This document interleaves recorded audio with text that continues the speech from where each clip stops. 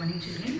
Today we are going to discuss about lesson number 2 in our social studies, energy from the sun. So children, before starting the lesson, few points we will discuss about what is the energy. What is the energy? Whatever energy we are receiving from the sun, that is known as what energy children? That energy is known as solar energy. What children? Solar energy. The earth on which we live is full of diversity. What is the diversity children? Differences. So plants and animals depend upon it and water. Not only plants and animals, but we human beings also depend upon what children? Heat and water. Without water, we are not able to survive on the earth. Already in the previous class we have discussed about those all things. So actually first we have to know difference between the what is that children? You have to know what is the solar radiation and what is the insolation. What is the children? Solar radiation and insolation. So here this is solar energy and sun rays. What are the sun rays children? Generally whatever heat we are receiving from the sun, it will be falling in the form of what children? Rays.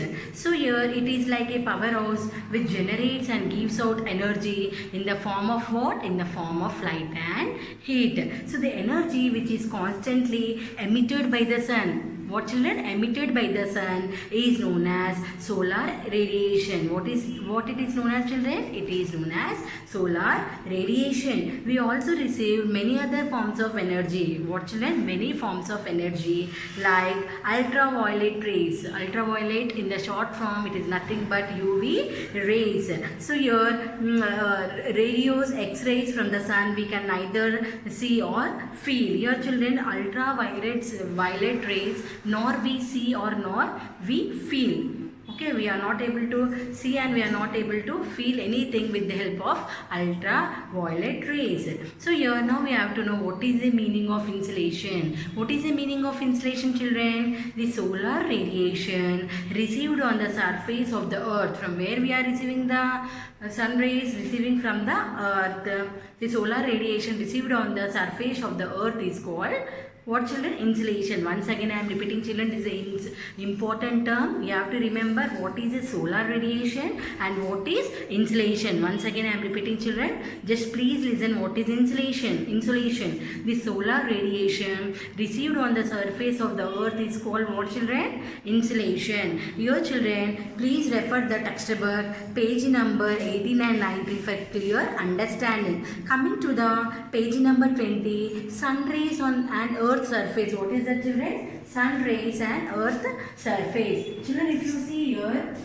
this what children? This is sun. Okay, reflected by atmosphere. How much percentage we are getting? 6%. Coming to the clouds, you know, clouds is reflected by how much amount? How much percentage? 20%. Coming to the reflected from earth surface, how much amount it is getting? 4%. So this is a diagram children. If you open your textbook, you will be able to understand clearly. So here, if you see here, absorbed by land and oceans, children, whatever heat we are getting from the sunrise, how much we are absorbing by the land? Land and ocean, it is absorbed by how much percentage children? Out of 100%, 51% is absorbed by land and oceans. So here children, reflected from earth's surface, how much percentage I told here? 4%. Again that is reflected to space from clouds and atmosphere. What it is again? It is reflecting into space from clouds and it is going to the atmosphere. And again if you come to the second stage, it is absorbed by atmosphere. How much percentage? The sun rays is absorbed by the atmosphere. It is absorbed by 60%. And by clouds how much percentage? The heat is absorbed by the clouds? 3%. And condensation and raising air, it is absorbed by how much percentage? 7%. We are coming here, children, if you see 6% radiated directly to space from the earth, carried to the clouds and atmosphere by heat in water vapor. How much percentage children? 23%. That is mean to say that whatever heat we are receiving from the sun directly, that much amount we are not getting. Some amount of sun and heat is reflected to the atmosphere, some is reflected towards the space, some is reflected towards the what children? Clouds. So that is the reason the temperature will be that much hot we are not able to get. If directly sunfall is falling on the earth, we are not able to get that much amount of heat. So your atmosphere, clouds, and these are all radiating back to the atmosphere. Whatever heat we are getting, a little amount is radiated back to the space, clouds and atmosphere. So here children, already you know that the temperature will be different when you compare for the different regions. So that is the reason some regions are according to the atmospheric conditions, according to the, if you go to the north, if you go to the south, if you go to the east and west, the temperature will be changing. Why? Because children, due to the revolution, the seasons will be changing. In the third chapter, in the third lesson, we will be having the clear explanation about the rotation and revolution. So rotation will be causing the days and night, but whereas revolution will be causing the seasons. So according to the seasons, the temperature will be changed from one place to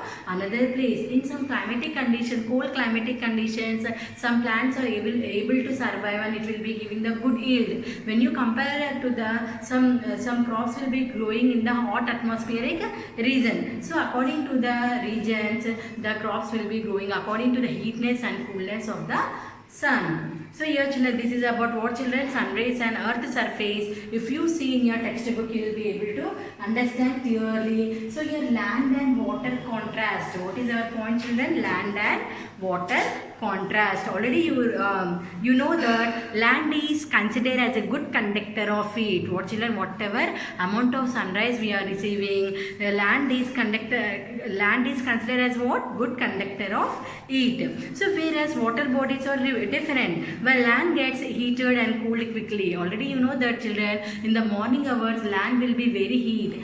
Afterwards, after 4 o'clock or 5 o'clock, what happened? Again the land will becoming the cool. So the land will take less time to cool and less time to heat.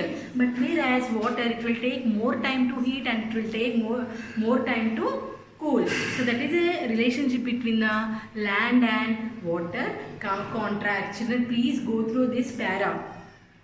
Okay, next point. What is the next point here? Heating of the atmosphere. So what they are telling, the sunrays first heat the earth surface. Whatever sunrays we are coming, which is receiving, first the land is receiving, earth is receiving the sunlight. So this is in turn begins to radiate heat, which heats up the air around us. So what happened whenever the sunrays are falling on the earth, and again that is heated back by whom children? Heated up the air around us. Whatever air is there, the air will also get heat with the help of this whatever solar energy we are receiving. That is why it is warmer near the surface of earth compared to the places of higher altitudes of the atmosphere. Children, already you know that in the 7th standard we read the places which are near the equator, the places will be very heat. The places which are near to the poles, the places are very cool. So this is a difference between the places near the equator and places near the polar regions. So here our last, what is our point children here? Heat balance. So children, now we are going to discuss about what children, next point is, then now we discussed about what land and water contrast. Coming to the next point, that is the heat balance. What is the heat balance? The heat the earth receives from the sun is radiated back by the earth in different ways. So as we saw, about 1/3 of this immediately reflected back into the space. How much amount? 1/3 of the amount is reflected back to the space. What we told? It is reflected back to the space, first thing. And next again where it is going, and the rest heats up the surface of the earth, which in turns heat the atmosphere, and eventually it is radiated back to the space. Again where it is going, again it is radiated back to the space. So here which in turns heats the atmosphere and eventually is radiated into the space. This complete radiation of heat received from the sun is important. The entire heat is not radiated back. Every day the amount of the heat that remains will accumulate and it will become hotter and hotter. On the other hand, if the earth receives less heat, then it gives out in radiation, it would get cooler and cooler. I told already in the first point, I told whatever the solar energy we are receiving, it is radiated towards the space and it is radiated towards the atmosphere, and it is it is reflected towards the space and it is reflected towards the atmosphere, and it is reflected, it is radiated towards by the clouds. So this is about our heat balance, children. Go through this. You know, children, already you are having an idea about the global warming. What is the global warming? Generally people are doing the deforestation instead of afforestation. Whenever the more and more deforestation is taking place, on that particular time what happens, children? We are causing the environmental problems, and more pollution is causing with the help of the deforestation. This is about our what, children? This is about the global warming. Children, just you open page number 23. One more topic is there, the temperature of the atmosphere. How you will calculate the temperature of atmosphere. Here, children, if you open page number 23, this is what, children? The temperature of the atmosphere. This is the thermometer. You know, children, for the body temperature, what they will be using? The doctors will be using the thermometer. So same like that, for measuring the atmosphere temperature also, for this we are using the thermometer. So what we are measure the temperature, how we have to measure the temperature? We will take for a week or in different months or throughout the year. So you will be able to see the temperature differences that occur between the three seasons. The temperature will be different in the three seasons: summer, winter and monsoon, and other seasons. The temperature will be varying from one season to another season. Children, just you see in the graph, you will be able to understand. If you open page number 25, here, children, they are given the graph, average monthly temperature of Hyderabad. Which place they are taken here? Hyderabad. X-axis and y-axis. Here on the x-axis they are taken the January to December. Coming to the y-axis, they are taken the percentage. Means January how much temperature is, in the month of January how much temperature is recorded. So on from January to December they have shown with the help of the graph. Okay, children, go through this graph, and your table 1, average monthly temperature of Hyderabad. Month they are given, maximum temperature they are given, and minimum temperature they are given here, children. So here go through the page number 26. Different places will be having the different temperatures. Already we discussed, children, different places will be having the different temperatures according to their climatic conditions. Example, I told that places near the equator it will be hot, the places near the poles they are very cold. So here coming to the moderate and extreme temperature. What is the moderate and what is the extreme? So why does the temperature in Panaji not changed much throughout the year? What happens, children? Because the Panaji is where it is near it is on the seashore. So since the sea does not get too hot or too cold, so the air above the sea also doesn't get too cold or too hot, because it will be taking more time to get heat and it will take more time to get cold. So therefore places near the sea usually have temperature that remain fairly constant throughout the year. When you take the example, the places near the seashore, that will be the temperature will be remaining what, children? Constant. The temperature will not change. The places near the seas, the temperature will not change. It is a constantly throughout the year. So if you see, the Hyderabad is a far away from the sea. Here we does not having any sea, isn't it, children? So far of our knowledge, we does not have seas in the Hyderabad. So there is no moderating influence of the sea in Hyderabad. In summers, what happens, children? The temperature will be raising up and it will be heating the air also simultaneously. The ground of the temperatures falls and the air is also cooled. So this is called what type of temperature? Extreme climate.